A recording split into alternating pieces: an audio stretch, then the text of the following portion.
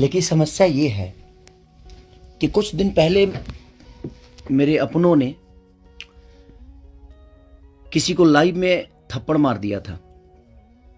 उसके लिए पूरे राजपूत समाज को ये लगा था कि पूरे राजपूत समाज को थप्पड़ मारा गया है। कुछ राजपूत समाज, पूरे नहीं, कुछ थे। कुछ उसमें से कलाकार बंधु भी थे कि उनके सपोर्ट के लिए बाय रोड मुंबई से चल के और जाके कि हाँ राजपूत समाज को मारा गया है, हम बर्दाश्त नहीं करेंगे। फिर से वही काम मेरे साथ हुआ है। फिर से मेरी बेटी को टारगेट किया गया है, फिर से उसके नाम को, उसको फोटो को लगाकर गाना गाया गया है। मैं उस राजपूत समाज से यही पूछना चाहता हूं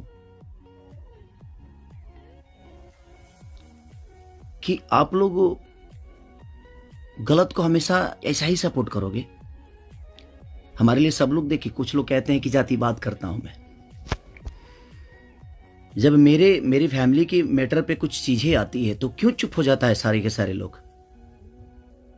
क्यों चुप हो जाते हैं? वहां आपका समाज नहीं समझ में आता है, हैं? अब मुझे क्या करना चाहिए? फिर से मेरी बेटी को टारगेट किया गया है, फिर से मेरी बेटी का नाम और फोटो लगाकर गाना गाया गया है। तो मैं उस राजपूत समाज से पूछना चाहता हूं, जो लोग हथियार लेकर खेसारी को ढूंढ रहे थे, कहां हैं आप लोग अब? हैं? क्यों किसी को मजबूर, क्यों किसी पिता को मजबूर कर रहे हो आप लोग गलत करने पे? यार, हमारा फैमिली ने क्या बिगाड़ा है किसी का?